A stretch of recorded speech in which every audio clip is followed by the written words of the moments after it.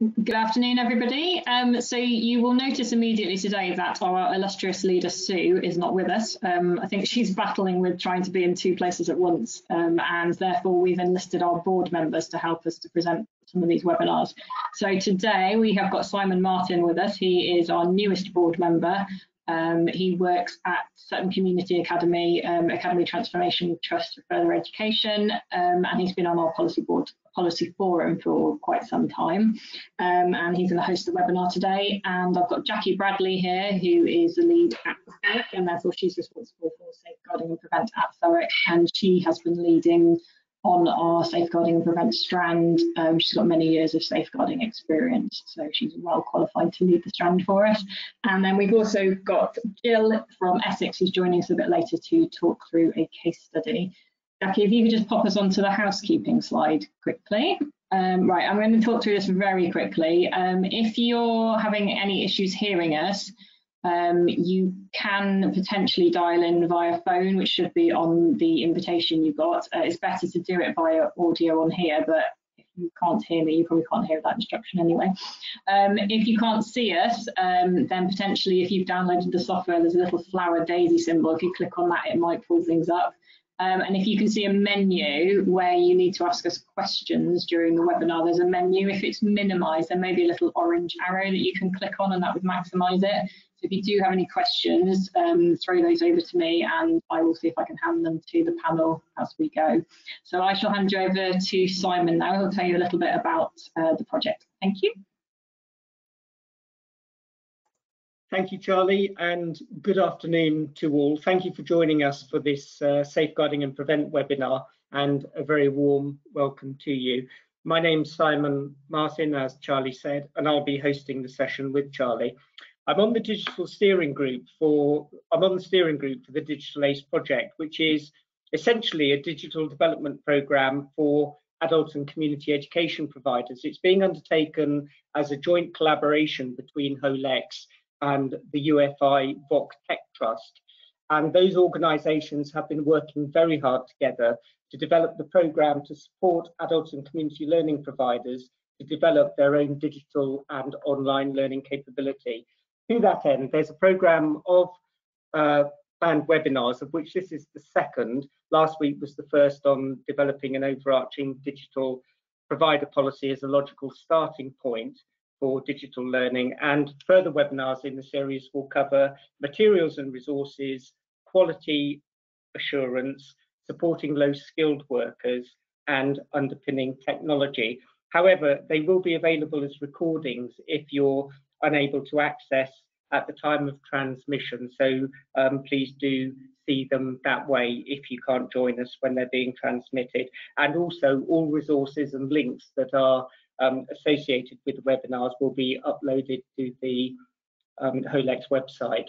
So digital learning was clearly speeding down the tracks towards us anyway, and the ongoing COVID-19 disruption has only accelerated that as providers find new ways to deliver desperately needed learning to their communities, for many of which may have some fairly desperate times ahead of them. Within that, safeguarding and prevent, I think, has never been more important. Even a cursory glance over the reportage reveals how online safeguarding has become so much more of an issue during lockdown, with hugely increased numbers of incidents as people live more in social isolation and therefore are more online and perhaps risk becoming more vulnerable.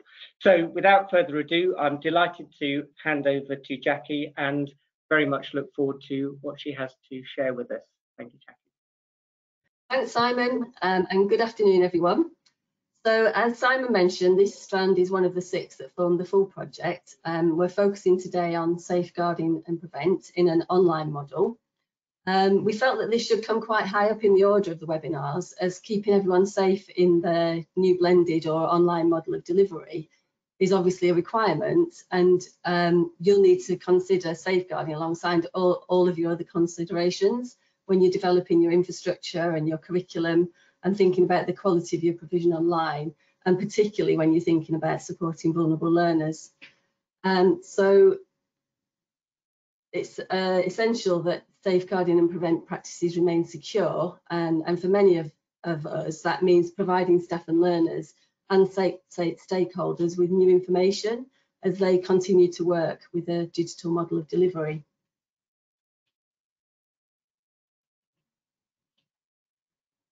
I'm managing two pieces of equipment here, so do bear with me.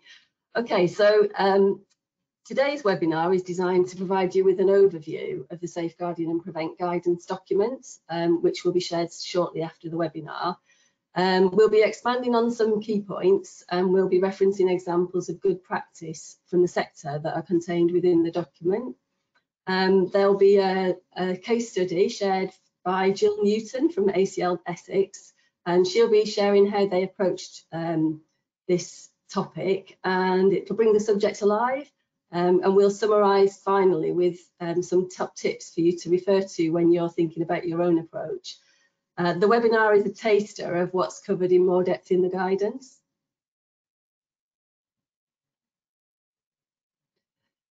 So, in the spirit of all good adult education facilitation, it's really good practice to get a starting point from your audience. It'd be good to see who's on the call and assess where you are at the moment in adapting your safeguarding and prevent policy and practice. So Charlie's going to start the poll, and we'd like you to consider these 4 questions and assess where your organisation is. So have a look at the 4 choices and think about where you are. If you've not yet developed any policies or practice in the area, or maybe you've started some basic online safeguarding practice, or perhaps you've recently updated your policy and practice following an audit, or maybe you've done all of those things and you've got a really well established and clearly communicated practices. And I'll pass over to Charlie to manage the poll.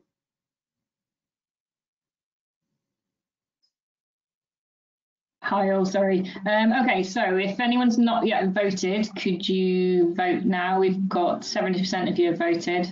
Just let a few more come in. I've heard a couple of people, just as an aside, on the question bar, we've had 2 people say they can't hear. If any others of you can hear, and I'm hoping you can because we've got 150 of you on here and only 2 have shouted, could somebody just drop me some notes through the questions and just tell me that you can hear okay? That would be brilliant. I think I'd have had more shouts if you can't hear them. Okay, so I'm going to close the poll now. 84% of you have voted. So let me just share the results with you. So 56% of you have developed some basic online safeguarding practices. 20% of you have recently updated your policy and practice following an audit. 19% of you have actually got well established and clearly communicated practices. And 5% of you haven't had a chance to develop policies and practice in this area. So hopefully these resources will be of a lot of help to you. And just to say, lots of people are now saying, I can hear, it's very clear. Somebody couldn't initially. So I think hopefully a couple of you who are struggling, it's local rather than a generalised issue. Back to Jackie. Okay, thanks, Charlie. And that's really interesting. That we've got a real mix of people in the room, but most of you were in that group where you've done some development, but you could do with some help with some more. So that's really helpful. So how did we develop the strand? So following a call out to HOLEX members from people interested in contributing to the strand, we developed our working group. Sorry, I think that's, am I still presenting, Charlie? There you go, you're back on it now. It wasn't clicked onto the show. Yeah, it must have clicked off.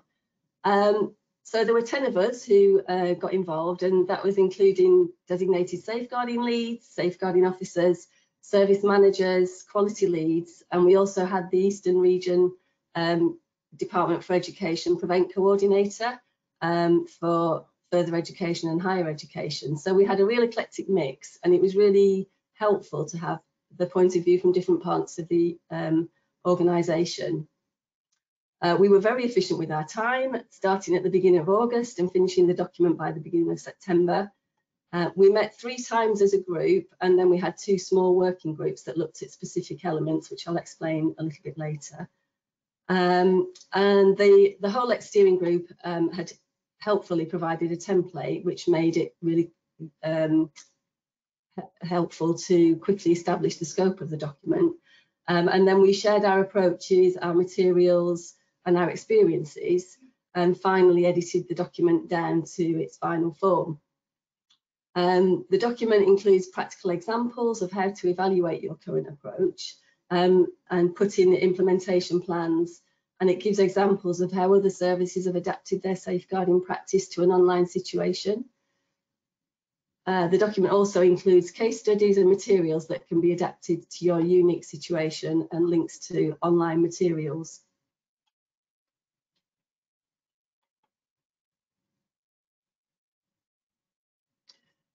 So the group quickly identified 4 themes for the strand by talking through step by step the approaches that they took. There were commonalities and differences, but collectively these 4 themes emerged. So the sequence was to evaluate your current practice using an audit, and there'll be more on this later. Update your policies following your audit, and then thinking about communicating to staff, learners and stakeholders through training and a comms plan.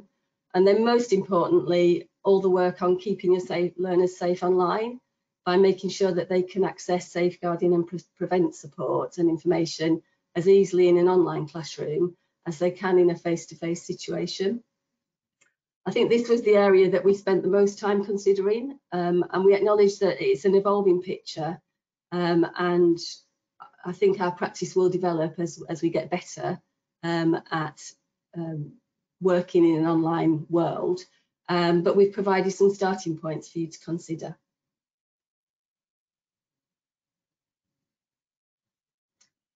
That brings me nicely onto the scope and limitations of the work. So the document provides some approaches to providing solutions for online delivery that have been provided by your colleagues in the sector, but it's not by any means an exhaustive list, and there will be other examples of good practice that we haven't come across. It will, however, provide a good starting point for your thinking and perhaps challenge you to think a bit more widely about your approach than you may already have done. It's split into sections with reference to case studies, documents and links, and everything that's been included can be adapted to your unique circumstances. So for example, in the guidance document, we've included as many of the documents as we can in Word form so that you can update them and change them, and then you can decide what's relevant to you. So where did we start? I'm sure that many of you complete audits on a regular basis for lots of the work that you do in your organisations, and safeguarding and prevent audits seem like the logical place to start. That helps us to evaluate where we are now and then find out what we need to do next. And then the results of the audit then feed into your risk assessments and action plans going forward. One of the things that it's really important to consider is bringing your subcontractors and partners in at the beginning so that they understand their responsibilities, but also it prevents having to duplicate the exercise later on with lots of different partners, particularly if you subcontract quite a lot of your work. So just thinking of audit, this is just an excerpt from the audit that we created. When we came together, we realised that we needed a starting point. So we adapted an online audit tool from the University of Suffolk, which appeared to be pretty extensive in its scope. As I mentioned earlier, 3 of our group worked on this together, adapting it thoroughly. They went through it with a fine-tooth comb and made sure that it was relevant to the adult and community learning sector. The full document is in the guidance document, and you can use that for your reference. This tool lays out the essential principles of online safeguarding for adult community learning providers, and each of those can be assessed and graded against 3 or 4 levels by deciding from the descriptors which one fits your current practice. And once you've completed this, the information can then be used to inform, review and develop your safeguarding and prevent risk assessment and action plan. So just thinking about the descriptors, these are the things that are in the document, and we added in prevent and wellbeing because they weren't in the original document. So you may already have a a document or an audit document that you want to adapt yourself, but we thought that it would be helpful to have this one for you to refer to.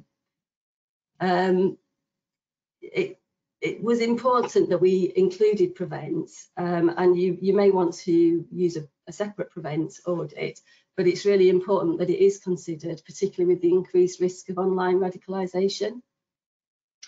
And I think a really useful way of approaching the audit is by having a sort of organisational safeguarding group with representatives from across the organisation to coordinate the adjustments to your policy and practice, with representatives from HR, IT, health and safety, premises, etc. And that helps with consistency of messaging, and it prevents missing anything out as well.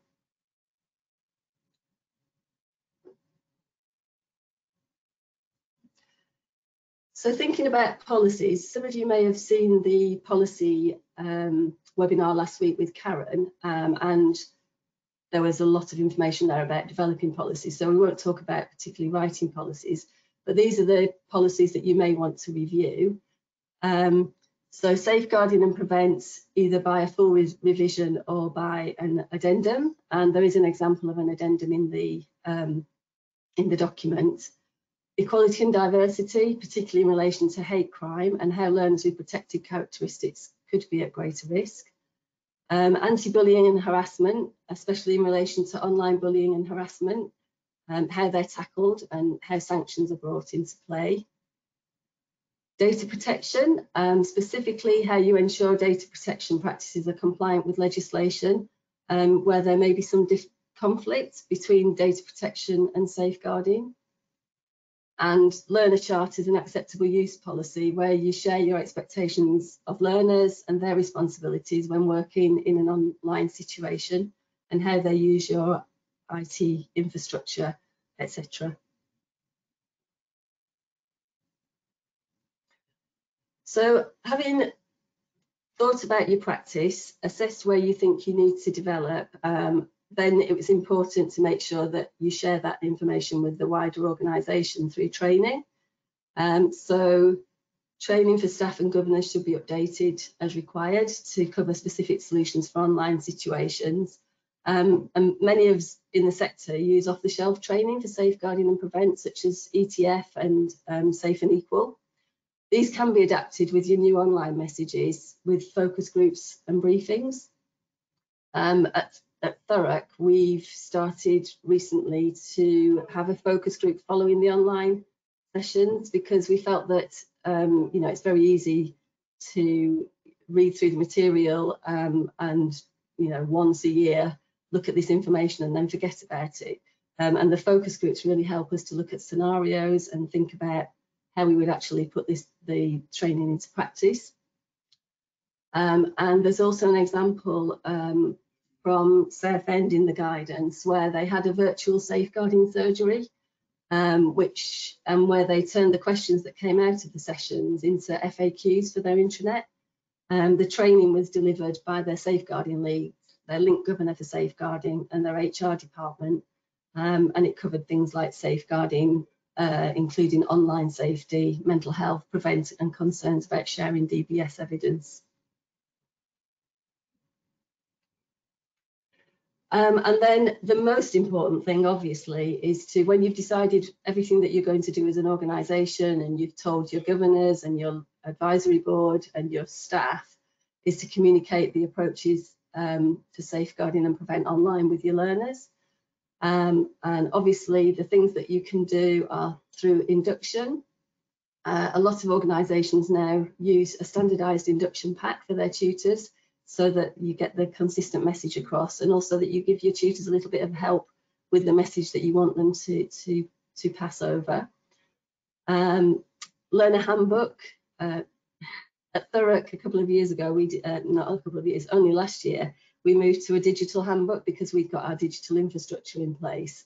And when I think about the dusty learner handbooks that used to sit in the classroom, never read, and now the fact that people can click on the information and find it, and you can update it as often as you like, I think a digital approach is really helpful. And now that we're in this digital world, I think most of us will have that infrastructure to be able to do that.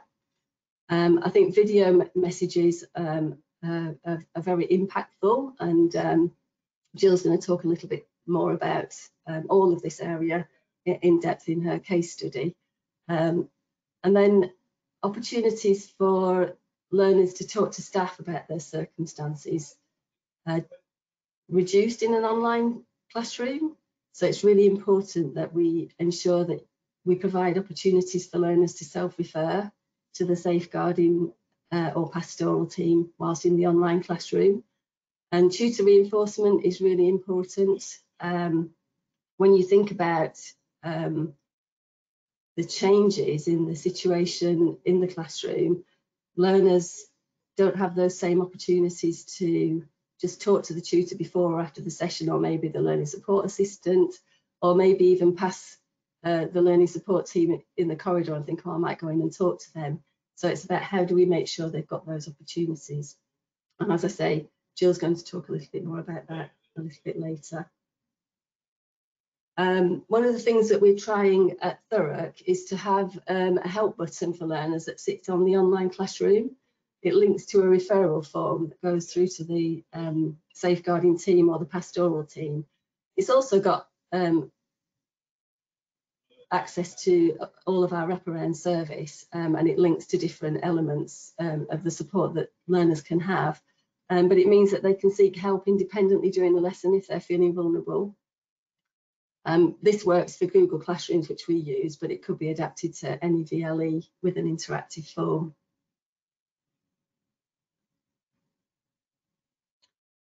Okay, so that's sort of an overview of the guidance documents. And moving on now, I'd like to introduce Jill Newton, who is going to talk to us about how they adapted their approach in Essex. So over to you, Jill. Hello everyone, my name is Jill Newton. I'm the Safeguarding and EDI lead for ACL, which is Adult Community Learning Essex. I've been involved in... Can I just nudge you to turn your camera on? I've sent a prompt, you might just need to accept it so we can see you. Yay, thank you. Okay.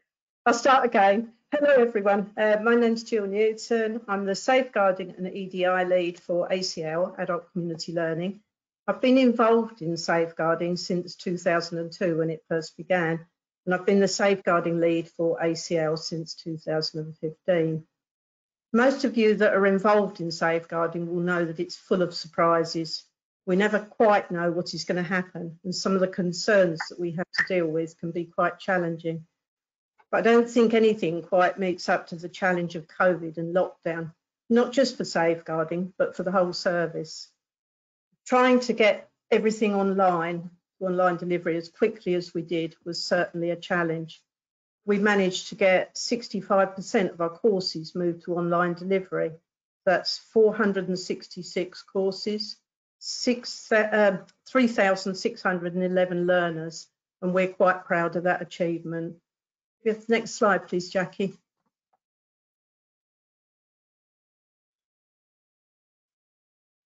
We have the next slide, please, Jackie. I don't think she can hear me.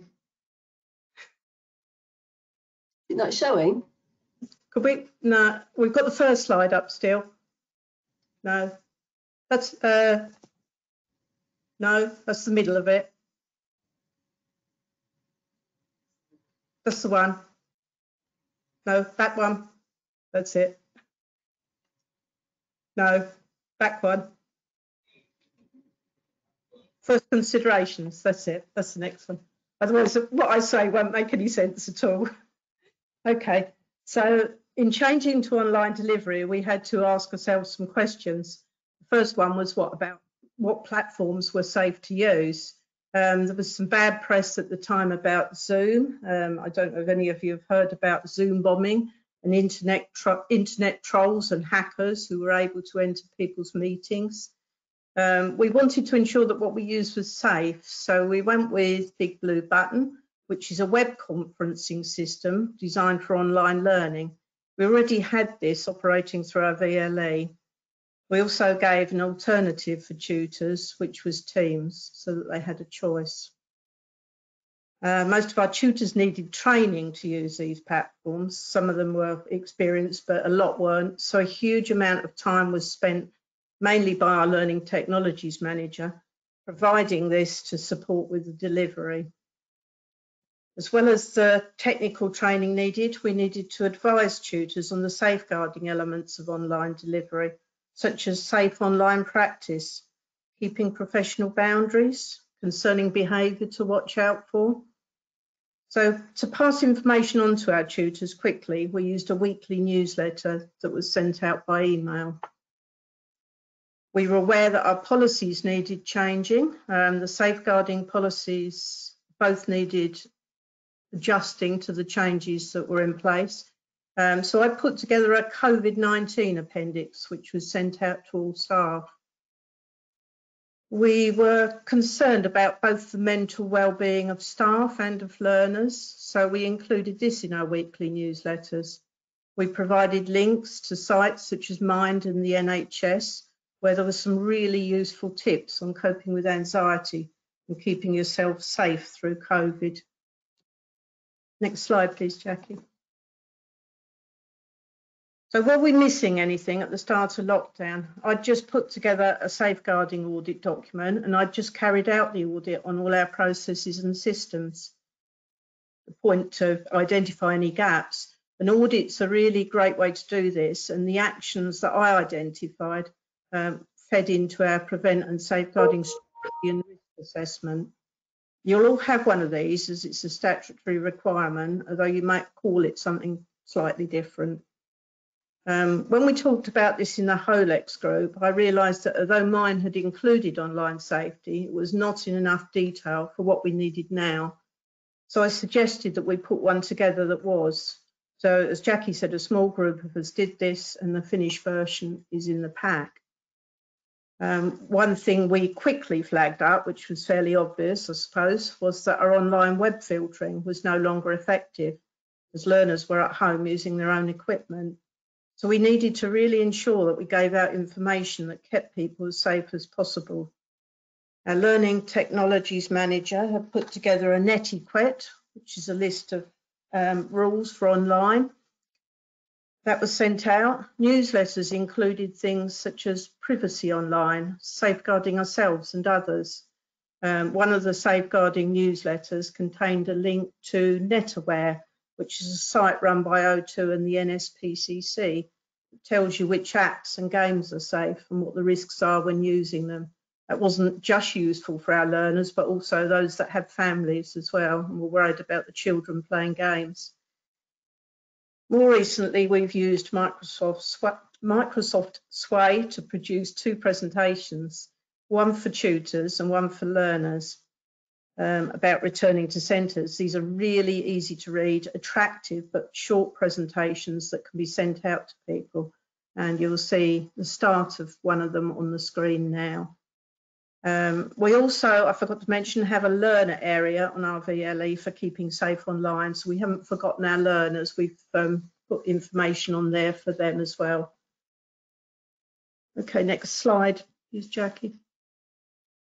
So our concerns. Recognising and reporting abuse. We were already using a web-based reporting and recording system, My Concern, so we didn't need to change our methods of reporting. And anyone that hasn't got an online recording and reporting system, I strongly recommend it. It's absolutely brilliant. Our concerns had dropped in number during the period from the start of lockdown up to August. We had 26 concerns reported to us. These were not all one type, they were a usual mix. There wasn't an increase in any particular one area like we might have expected, perhaps mental health. It was much the same as it usually was. So one of those was organisational abuse, 2 were alcohol misuse, 2 domestic abuse, 3 suicide concerns, 1 neighbourhood abuse, 2 homeless people, 1 had an issue with gender ID, 1 health, 7 mental health, 4 welfare, 1 under bereavement and 1 stalking. So you could see it's quite a wide range of types of concerns still. We could easily identify why concerns raised had dropped. One reason was that 50% of our concerns, approximately, are raised from the supported learning area, which is our learners with learning disabilities. Most of them were not able to access online learning, although we did support them in continuing with their learning in other ways. Some of the concerns coming to us from that area were more in the way of pastoral care, such as needing support with purchasing food, not understanding who to ask. So we were obviously able to help with putting people in touch with organisations who could help. We also developed a pastoral care log online to record this. It was obviously harder for learners to disclose when in an online classroom, as access to the tutor to have a quiet word is not easy. Jackie mentioned this earlier. It's also harder for tutors to observe changes or concerning behaviour in learners. I've done quite a bit of staff development myself. I've done about 15 courses on autism through the summer, and it really is difficult to keep an eye on people.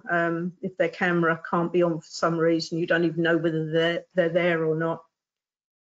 And learners who had learning disabilities, we kept in touch with. We did regular welfare checks, and we used technology such as FaceTime whenever possible. At the start of lockdown, we contacted all of these learners and we'd liaise closely with adult social care, flagging up any that we felt needed more support. Some of these people they were unaware of, and they were then able to assess and provide support. So that was quite a good bit of partnership working. We knew tutors needed training to help them recognise concerns online. They've all done online safety training, but this situation meant there was a need for more. So we used our safeguarding newsletters to provide this. I'll give you a couple of examples of safeguarding concerns that we had raised during that time. The first one was a learner had disclosed to an LSA that she had attempted suicide twice at the weekend. She then, in the class, disappeared partway through the class. Obviously, the tutor can't go after her or send anyone after her when you're online. The tutor tried to contact her and had no luck, so she got in touch with myself quite quickly. Luckily, I was able to contact her and to ensure that she was okay and that she had the support she needed. The other example is a young apprentice who decided to stay at her boyfriend's through lockdown. She was working remotely and her manager reported to us that she had a black eye. She had claimed she'd fallen and hit her head, but it did turn out that this wasn't the case. The next slide, please, Jackie. Right, so looking at our systems, when we reviewed them, one of them that didn't work online was our learner welfare form. This is a form we offer to all learners, the opportunity, give them the opportunity to complete, not just those in a specific vulnerable group. This was an Ofsted suggestion. The form contains information such as reason for completion, GP's details, medication we might need to know about, how they get to the centre, any triggers, what they would like us to do, and the impact on themselves and others. We adapted this form to ensure it was simple enough for learners to complete without any assistance. Previously, tutors had been helping them with it. The paper one that we had quite a detailed risk assessment. So to start with, we asked tutors to email these to learners to complete and then to send on to us. We quickly developed this into an electronic form that was submitted and came directly to the safeguarding team. This we then upload onto our MIS system.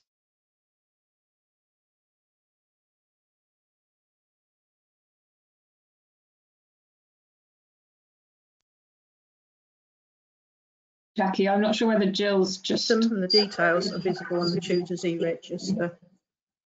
Change the slide, please. Yeah, sorry, can you change the slide, please, Jackie? Jill, just to let you know, I think you may be losing your internet connectivity a bit because you froze a little bit for a while then. But I think if we just carry on. Did I? Yeah, from my end you did, so I'm guessing that's what everyone else saw. But don't worry, just carry on. Okay. Okay. Can we change the slide, Jackie, please? Perhaps you didn't hear me. Right, brilliant. Thank you. Okay, so videos, they're really helpful. They get the message across quickly. A few years ago, we produced a couple of short videos that we asked tutors to show at the start of their courses. These were about British values and prevent. They needed replacing as the staff that were starring in them had left. The reason for having these videos is it gives a consistent message to learners, and it saves tutors having to develop their own resources and having different messages put across. So with the help of my safeguarding officer, who's much more technically minded than I am, I put together a new video that covered safeguarding, prevent and British values. You might wonder from the slide how the dog helped. This was an idea I used in the first video. I'd been wondering how to make the video stick in learners' minds and came up with the idea in the middle of the night, as you do. It isn't a new idea. If you think of most adverts, they often use a similar way of ensuring you remember their product by having a cute animal in it or something. We'll just show you the little video in a minute. Hold on just a sec, Jackie. It worked. Learners remembered the video and Ofsted loved it. I remember in our last inspection, one of the inspectors told me that she'd asked a learner if they knew what to do if they had a safeguarding concern. They replied, "I'm a retired head teacher and I have never had prevent and British values thrust down my throat so much. If I had a concern, I would speak to the dog." And then they paused and said, "I would contact Jill." So I think there's a bit of advice here about being creative. So if you could just show this is just a little excerpt out of the middle, just before the British values bit of the video. I don't know if we can get it to play.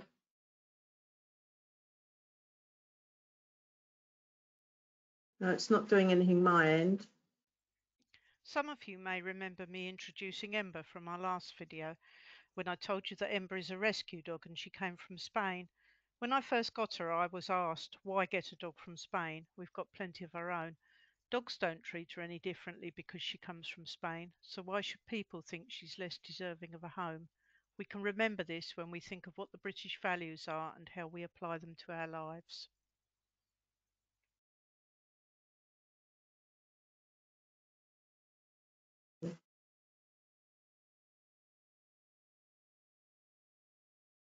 We have the next slide, please, Jackie. Okay, so I just wanted to finish up with talking about sharing. I've listed some of the advantages here of sharing, as this is what this HOLEX project is doing in my mind. I've had personal benefits. It's been a positive experience. I've felt involved and I have had a sense of belonging to a wider group, plus the benefits of networking and making new contacts. So I just wanted to leave you with a quote from Peter Senge, who is an American systems scientist. "Sharing is not about giving people something or getting something from them. That is only valid for information sharing. Sharing knowledge occurs when people are genuinely interested in helping one another develop new capacities for action. It's about creating learning processes." Okay, that's me finished with you. So thank you for listening and stay safe. Back to you, Jackie. Jill, I'll leave you on camera because you might be able to contribute if we've got questions later, if that's okay. Okay, that's fine. Thanks, Jill. That's really fantastic, and it's so helpful to hear how one organisation has approached moving our safeguarding and prevent practice online. One of the last things that I want to share with you before we open up for any questions is one of the elements of the strand is that we were asked to provide some top tips for you all to help you with your thinking and to sort of summarise the guidance document. You'll find the guidance document has got a lot more information on the things that we've spoken about today. And it is quite lengthy, but that's because it's got a lot of information in annexes and in bits of information for you. So our top tips were, obviously, safeguarding is a whole organisational approach, and it's really key to keeping learner, staff and visitors safe online. So a safeguarding group with representatives from across the organisation is really useful to make sure that you coordinate all your adjustments as necessary. HR are really important where relevant, particularly when agreeing policy and procedures to keep your staff online. We didn't talk too much in today's webinar about keeping staff online, but there are some really good tips on home working policies and support for people to keep safe remotely, as well as a really useful DSE tip from Gateshead. It's also important to give learners time and space to reflect on the situation that they find themselves in post-lockdown in class. It helps them to be in a good space for learning, but also it might prompt disclosures. Making sure that your tutors frequently reinforce the messages on e-safety, safeguarding and prevent is important. And also your safeguarding team, if you can provide regular updates, particularly in the beginning, to reassure them. And tutors and support staff thinking about how they listen to learners, using their professional curiosity is really important.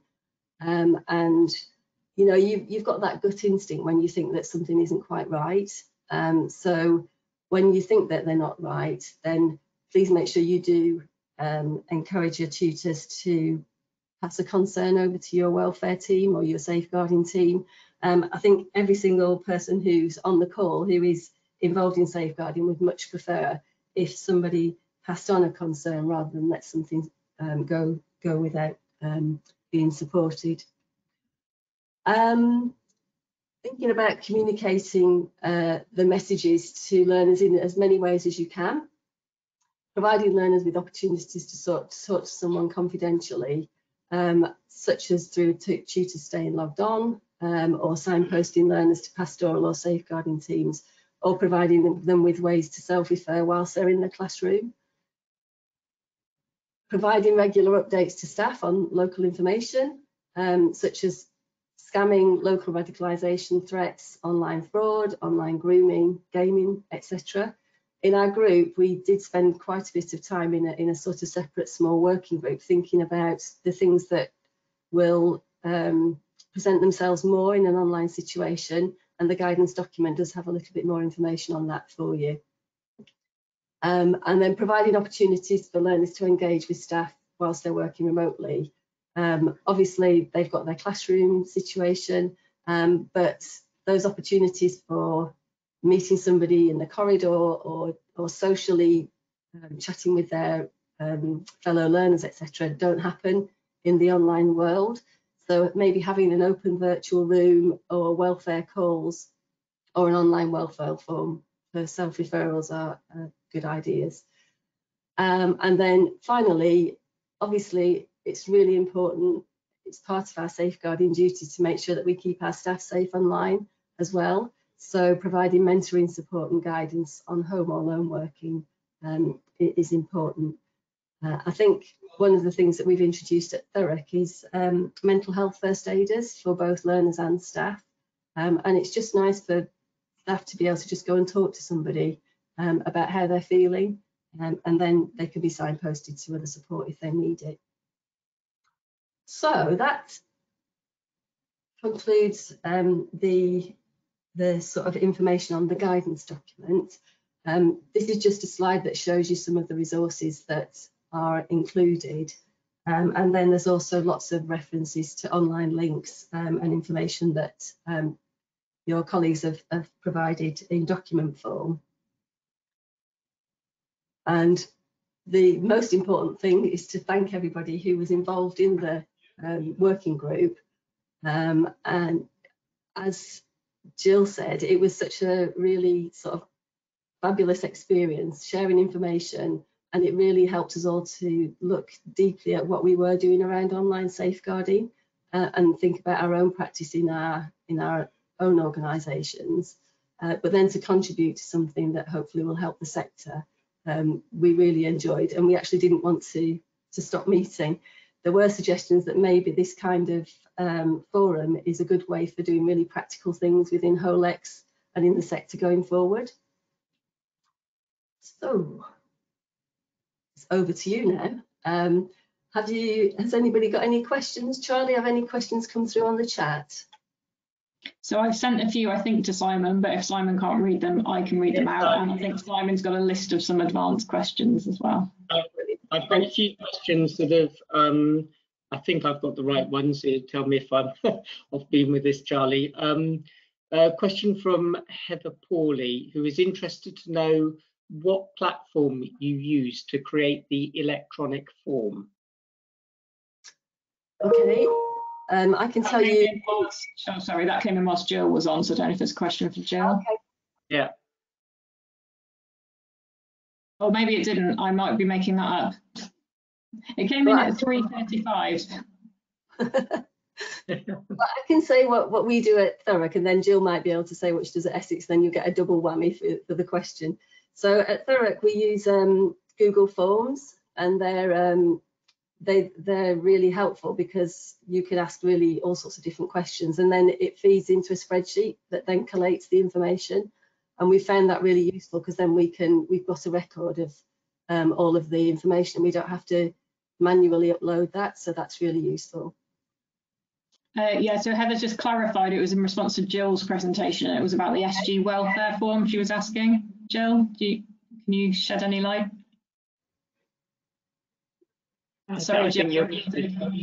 I just turned your mic on. I'm muted, okay. I'm afraid I'm going to be really useless. I can't answer that at the moment. I would be able to find out. We've requested these forms through Essex County Council, who we're part of, and I've never actually found out what actual system they are that produces them. I do know they're really easy to use, and they get, you know, all the learner has to do is complete them, click submit, and they come directly to named people as an email attachment. But I can find out and let you know if you would like me to. Yeah, brilliant. If you can find out, Jill, let me know, and then I can pass it on to people. That'd be fabulous. Thank you. I think possibly sort of related to that, Jill, Deirdre John has also asked, hi Jill, could we have a copy of your learner welfare form? Is that in the pack, Jackie? It is, it's in the document, yeah. In the document, okay. That's great, thank you. And Antoinette Gilbert has asked, does the guidance include practical ways to identify indicators and vulnerabilities when delivering online? Jill, do you want to pick up on that? Yeah, I'm trying to remember. One of the newsletters that we sent out went into the pack. Whether it contained that, I'm not sure. There's a whole variety of ways you can look out for something, but it is whether we've got a lot of information in the pack, I don't know. It is very difficult when you're online. You've got to sort of be really aware of different things. I mean, if you're thinking about domestic abuse, you've got to be aware that there could be someone in the background. So it's not just the learner that you're observing. It could be what else is going on in the room. It could be that a learner who is being abused psychologically might be very apologetic about anything they might have done wrong. Something like that can indicate. And I think the main thing is to be curious and to inquire of your learners, to try and get a chance to talk to them separately. Most platforms you can put people aside in a different room, maybe get them to stay back at the end and just say to them, are you all right? Is there anything that we can help with or that you want to tell us? It's hard, it's much harder. Hope that helps a bit. Okay, thank you very much for that, Jill. We've had a few, I think we've just got time to look at some of the questions that were submitted in advance as well, if that's okay, Charlie. I've got a question from Francoise Gale from Calat in Croydon, and she's asked, are there any particular concerns or issues that we should be alerted to during this time? And how do we ensure providing support both to staff and learners? So I think that's asking, you know, in this current environment, are there any particular safeguarding or prevent concerns that have risen to the surface and that we should be particularly aware of? Yeah, we did. As I say, we had quite a long discussion about this, and there is something in the document. Jill, you had some really useful insights into some of the things that we need to be thinking about. Can you remember them off the top of your head? Well, definitely domestic abuse, that we know that's increased. I've done quite a lot of webinars through the summer, and the figures are showing very definitely that that's increased. There's no doubt about that. So that's one to watch for. I think the other obvious one is people's mental health, anxiety, and in particular suicide. I've sent out links to some suicide training for all my staff. They're not all obviously going to do it, but some of them will. And I think the important thing is that you check things out. If you're worried about someone, that you find out more, you ask them. With suicide, it's best to ask someone directly rather than beat about the bush, saying, are they thinking of anything, and not mention what it is. I think they're the main ones, main concerns that, for people that I'm aware of at the moment. Yes, thank you, Jill. As you saw from my slide, any safeguarding could still continue, any types really. Yeah. Deirdre Johns just chipped in to say that DFE recently sent us all an update on prevent threats, conspiracy theories, fake news, etc. And she said it's well worth reading and sharing this with staff. Yeah, and there's quite a bit of training they're putting on that as well. There's some more coming up, I think. I'm also the DSL where I work, and some of the things that I've become aware of as with a higher profile, some of which have been mentioned by you, Jackie, things like online radicalization, definitely online fraud seems to be more prevalent, and also amongst younger learners, but this would be appropriate for any providers that are dealing with 16 to 19-year-olds, an enormous increase in their own behaviour online, i.e. in sending sexual selfies and such like. So there's clearly a job of education to be done there for any providers, dealing with the 16 to 18-year-olds. Gambling is another one as well that's increased. Yeah. We've had, I know we're sort of getting a bit short of time now. Just one more that's been asked. A few people asked this, and that's about training, including any sort of particular new courses for safeguarding and for prevent that are out there that providers and staff can access. Yeah, we were talking about this earlier, and there's not been any new prevent training that we're aware of, apart from that in the document there's lots of links to the DFE. I can't remember the name of it now off the top of my head, but there's links to the existing work. But we were saying that the prevent training hasn't been updated from ETF for quite a while, and that's why as an organisation we've now started to do the focus groups, which sort of update the scenarios, and we can talk about online in that way. But again, in the document, we've put some links in, and I will link the suicide training that Jill mentioned, because she found that the other day, and that is free, isn't it, Jill? It's free. It's 3 short modules. The first one's only 10 minutes, so if people just do that rather than nothing at all, it's brilliant. Really interactive and quick to do. Yeah. Okay, great, thank you. And perhaps just one last one, and then I'll perhaps hand back over to you, Charlie. And I think this would be of interest to quite a few providers, and it's whether there are any resources to clearly communicate safeguarding and prevent to learners with lower levels of English language facility. We didn't actually produce any for the guidance document. We talked a lot about accessibility, as we all would at the moment with the new regulations coming in. But we haven't found anything specifically. But that's not to say that we can't, because we've not finalised the document yet. So we could have a look around and see if we can find anything. And if anybody on the call has got anything and they want to send it through to Charlie, that would be really useful. But we'll We've also got those, one of the strands is about how to target low skilled learners. So there will be kind of ways and means of doing things to adapt for those type of learners within that strand as well. Yeah. Yeah, so that could certainly be an area for ongoing development. Yeah. Okay, well, I think that's more or less all of the questions that have arisen during the webinar, I think, and that were sent in beforehand. We're obviously coming towards the top of the hour now and the close of the session.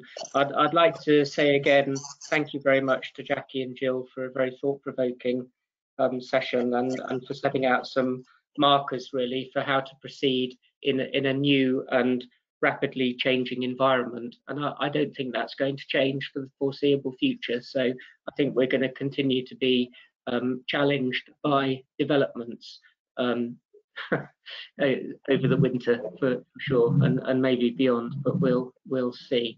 So thank you very much. That was most valuable, and thank you for your input and for sharing that with us.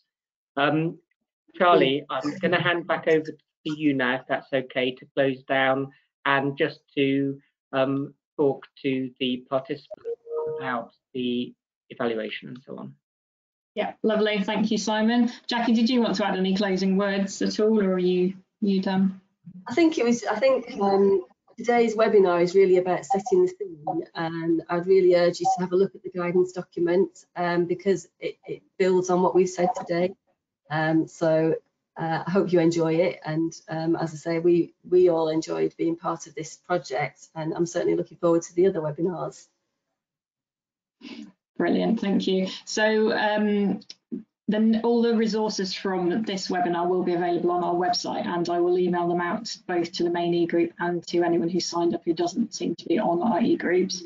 They'll be coming out as soon as we've finalised. We're doing a bit of a last minute editing on them just in terms of the format and stuff, so those will be coming out in the near future. Hopefully, if you were involved in the policy webinar, you'll have had the materials. I think yesterday we sent those out. If you haven't had the email, if you go to our website, which is www.holex.org.uk, we've revamped it a bit recently, and there's a nice page all about digital ACE, and there will be a page for each of the strands. So there's one on there now for policy, and there will shortly be one for safeguarding and prevent as well. So if you keep an eye out on there, then once the materials are available, they will be there, and that will include the recordings of the webinars. If you want to catch up on anything you've missed, then you can catch up on it there. So I think, oh yes, Jackie. I did get one thing. If people would like some more, oh, it's echoing. You are echoing a bit. I'm not sure why.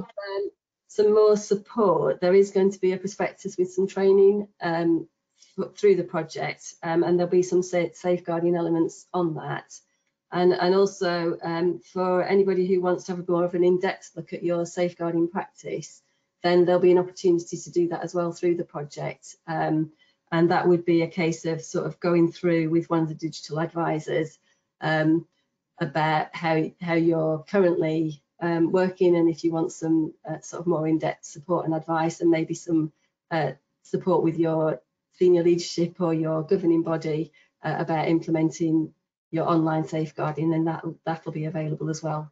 And I think that'll be coming out towards the end of the webinar cycle, won't it, Charlie?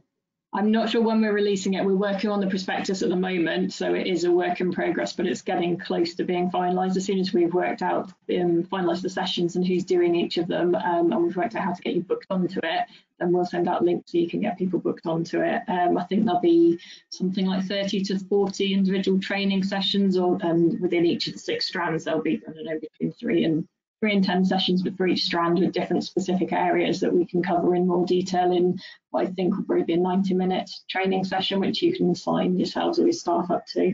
And then the advisory sessions, as Jackie said, then we'll release more information about that in probably a few weeks' time once we've finalised all the detail of that as well. Once Charlie's done all the documents.